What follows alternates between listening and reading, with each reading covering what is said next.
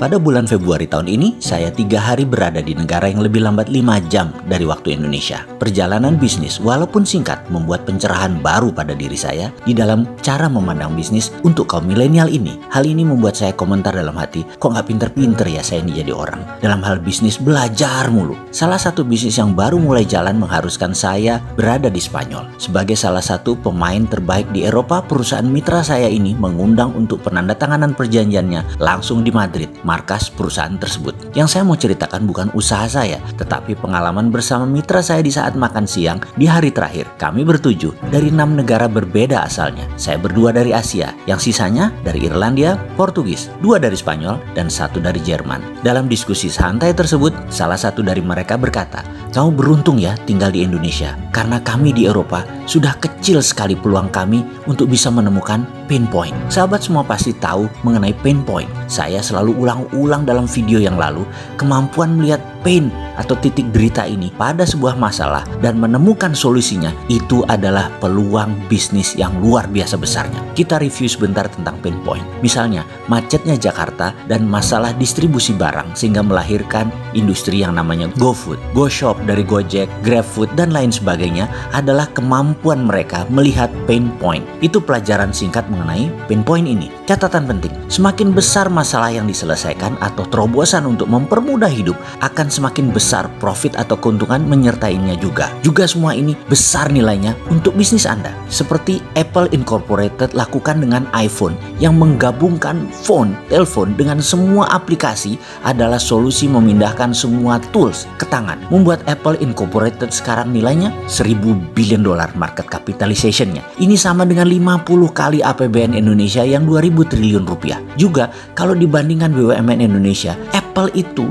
nilainya 100 kali lebih besar dari BUMN. Ya sudahlah, itu lesson learn bagi pengelola BUMN yang sering netek, minta nenen ke APBN sampai 150 triliun lagi sekarang. Sekali lagi, jangan mentang-mentang deh Anda ada APBN, Anda menjadi tidak survive begitu sih berbisnisnya. Lu tuh nggak ada apa-apanya, sudah nggak terlalu produktif BUMN-nya, masih netek lagi sama pembayar pajak. Lalu hebatnya di mana? Bener deh, ada lebih dari 500 perusahaan di dunia ini yang asetnya serta kapitalisasinya lebih besar dari seluruh nilai BUMN kalau digabungkan, dan mereka nggak minta APBN negaranya. Ngaca ya dalam mengelola BUMN, hati-hati ke depannya. Rencana Anda harus bener-bener supaya jangan diledekin kayak gini. Jadi saat ini kita sudah paham kan tentang pain point secara sekilas. Nah, di Eropa kata mereka, kita mau buat apa lagi? Semua sudah ada, mulai dari yang besar seperti IKEA sampai yang kecil buat jeans dilukis. Semua orang seakan-akan do something dalam tanda petik. Sudah nggak ada pain point lagi yang bisa diselesaikan. Semua pain sudah hilang. Kami terus mencari dan mencari, terus mencoba semua orang berpindah negara satu negara Eropa lainnya, dan generasi muda sekarang paling-paling bekerja jadi pegawai saja maksimum bisanya. Bayangkan, sampai nano niche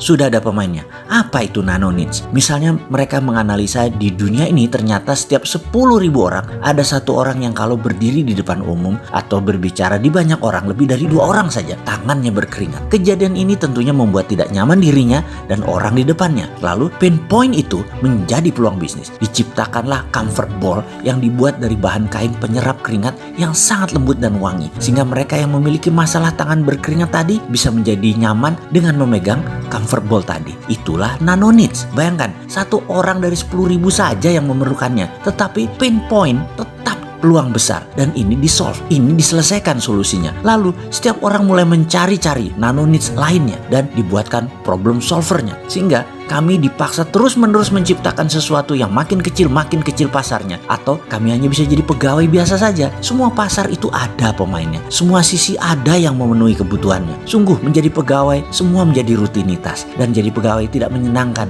dalam jangka panjang. Kami selalu membayangkan Asia seperti Indonesia. Wih, pasti enak banget di Indonesia. Surga, di mana-mana masih banyak peluang, masih major needs, bahkan belum ada yang memainkannya. Di mana-mana banyak pain point yang masih bisa bisa menjadi peluang dan masih banyak yang harus diselesaikan. Beruntungnya ya kalian itu hidup di wilayah economic growth. Sumber daya manusianya ada dan muda lagi, rata-rata 27 tahun usia demografiknya. Ada sumber alam yang luar biasa banyaknya. Pasti semua orang bergairah sekali ya di Indonesia itu. Saling isi, saling menutupi semua pain point. Mendengar itu saya tertawa dalam hati. Mana ada yang mikirin pain point di Indonesia? Yang ada hanya mikirin politik. Gak ada terobosan solusi ekonomi bernegara karena mereka terlalu memuja obor dan IMF. Rakyat di mana-mana bicaranya dan komentarnya hanya politik. Nggak ada tuh yang mau bekerja berkreasi menciptakan solusi dari pain point ini, bro. Lu pade aja masuk Indonesia lagi deh, jajah lagi deh tuh Indonesia daripada dijajah Tiongkok. Jorok orangnya, bener ya. Jangan-jangan lebih enak dijajah Eropa. Seenggaknya pada minta kawin sama bule Eropa, cowok ceweknya. Kawin campuran itu biar turunannya pada keren-keren, jadi pada Indo. Asli saya cynical banget komentar dalam hati tersebut karena kok di Indonesia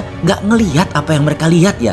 Sebel gua. Apalagi pejabatnya. Semua cipta anak bangsa ini pasti nggak lancar jalannya. Ada izin INA itu yang nggak jelas. Di mana sih berjuangnya kalian untuk rakyat? Kalian di atas tuh rebutan APBN doang bisanya. Jamput tenan kon.